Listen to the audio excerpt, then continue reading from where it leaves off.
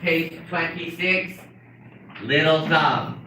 We're going to do page 26, 27, 28, 29, 30, 31, 32, 33, 34, 35, 36, and page 37. So 26 to 37. Go. Little Thumb. Little Thumb was upon the time. There was a pumpkin maker and his wife, who had 7 children, all boys. The eldest was about 10 years old, and the youngest only 7. They were very poor, and their 7 children were a great source of trouble to them, because no one of them was able to earn this bread. What gave them yet more easiness was that the youngest was very delicate and never spoke a word, which made people take Lord's seriously. That which was a sign of good sense. He was very little, and when born, he was no bigger than one's thumb. Being he was called Little Thumb. The poor child was household and was always in the wrong. He was, however, the most right and discreet of all the brothers, and if he was little, he heard and noticed the most. There came a very bad year, and the farming was so great that these poor people were able to right themselves of their children. One evening, when they were in bed, and the milkman was sleeping with his wife on the farm, he said to her, "Let me you believe plainly that we no longer can give our children food, and I cannot bear to see them die of hunger before my eyes. I am resolved to look them in the world tomorrow, which may very easily be done. For while they assume the name in triumph of battle, we have only to run away and leave them without their seeing us." "Ah!" cried out his wife, "could you really take the children and lose them?" In vain did the brothers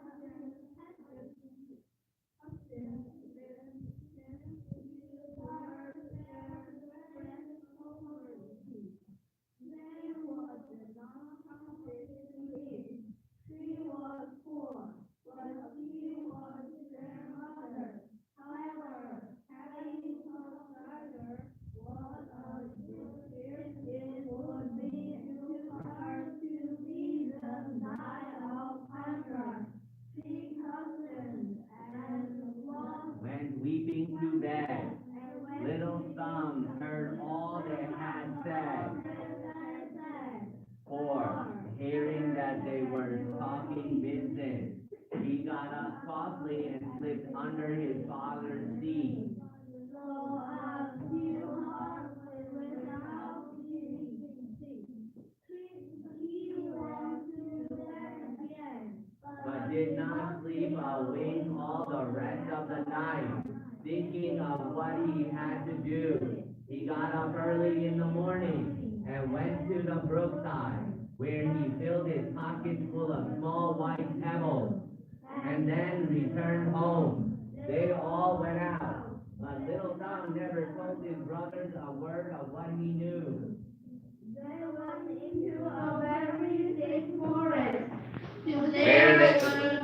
not see one another at 10 paces apart. The faggot maker began to cut wood, and the children to gather up sticks to make faggots. Their father and mother, seeing them busy at their work, got away from them unbeknown, and then all at once ran as fast as they could through a winding bypath. When the children found they were alone, they came to cry with all their might. Little Tom Benson cried out, knowing very well how to get home again. For as he came, he had dropped a little white pebble he had all along the way. Look down.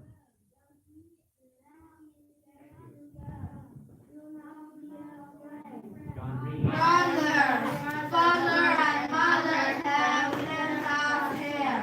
Father, I will you home again. Only follow me. Then followed, and he brought them home by the very same way they had come into the forest. They were not looking at first, but stood outside the door to listen to what their father and mother were saying. The very moment the faggot maker and his wife reached home, the lord of the manor sent them 10 crowns, which he had long owed them, and which they never hoped to see. This gave them new life, for the poor people were dying of hunger. The faggot maker sent his wife to the butcher's at once, as it was a very long while since they had eaten. She bought thrice as much meat as she was needed for supper for 2 people. When they had eaten, the woman said, "Alas, where are our poor children now? They would make a good feast of what we had left here." It was you, who wished to do so. I told you we should repent of it. What are they now doing in the forest? Alas, perhaps the wolves have already eaten them up. You are very inhumane, thus to have lost your children. The faggot maker grew at last quite out of patience, for she repeated 20 times that he would repent of it, and that she was in the right. He threatened to beat her if she did not hold her tongue. The faggot maker was, perhaps, more sorry than his wife, but she teased him so he could not endure it. She wept bitterly, saying, "Alas, where are my children now? My poor children!" She said this once very loud that the children who were at the door heard her and cried out all together, "Here we are! Here we are!" She ran immediately to let them in, and said as she embraced them, "How happy am I to see you again, my dear." You are very tired and very hungry, and like poor Peter, you are covered in blood. Come and let me clean you. Peter was her eldest son, whom she loved more than all the rest, because he was very hurt, and she was herself. They sat down to the table, and the words without which glittered both father and mother, to whose tales of rightly they were exposed. They were all sleeping at once. The good folk were delighted to see their children once more, and this joy continued while the 10 crowns lasted. But when the money was all spent, they fell again into their former uneasiness. and resolved to lose their children. And that they might be Sure of doing it, they determined to take them much farther than before. They could not talk of this so secretly, but they were overheard by Little Thumb, who laid his plans to get out of the difficulty as he had done before. But though he got up early to go and pick up some little pebbles, he could not, for he found the house door double locked. He did not know what to do. Their father had given each of them a piece of bread for their breakfast. He reflected that he might make use of the bread instead of the pebbles, throwing crumbs all along the way they should pass. So this he stuffed it into his pocket. Their father and mother led them into the thickest and most obscure part of the forest, and then, stealing away into a bypath, left them there.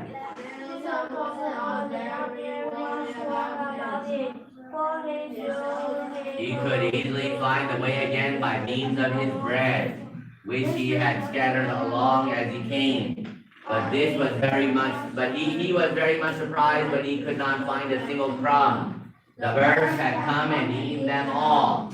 They were now in great trouble, for the more they wandered, the deeper they went into the forest. Night now fell, and there arose a high wind, which filled them with fear. They fancied they heard on every side the howling of wolves coming to devour them. The scared guards to speak or turn their heads. Then it was rained very hard, which did them to see. Their feet bitten at every step, and they fell into the mud, covering their heads so that they knew not what to do with them. Little Thumb climbed up to the top of a tree to see if he could discover anything. Looking on every side, he saw at last a dimming light, like that of a candle, but a long way beyond the forest. He came down, and then up to the ground. He could see it no more, which grew him deadly. However, having walked for some time with his brother to the left side of which he turned on a glass of the house Where his candle was, not without many frights, for very often they lost sight of it, which happened every time they came into a hollow. They knocked at the door, and the woman came and opened it. She asked them what they wanted. Little Thumb told her they were very poor children who were lost in the forest and desired to lodge there for charity's sake. The woman, seeing them all very pretty, began to weep and said to them, "Alas, poor babies, where do you come from? Do you know that this house belongs to a cruel ogre who eats little children?" "Alas, dear madam," answered Little Thumb, who with his little brothers was trembling in every limb. What shall we do? The wolves in the forest surely will devour us tonight if you refuse us shelter in your house, and so we would rather the gentlemen should eat us. Perhaps you may take pity upon us if you will be pleased to ask him to do so. Who believed she could hide them from her husband till morning. Let them come in and cook them to warm themselves at very good fire. For there was a whole sheep that roasting in for the ogre's supper. As they began to warm themselves, they heard 3 or 4 big raps at the door. This was the ogre, who was come home. His wife quickly hid them under the bed and went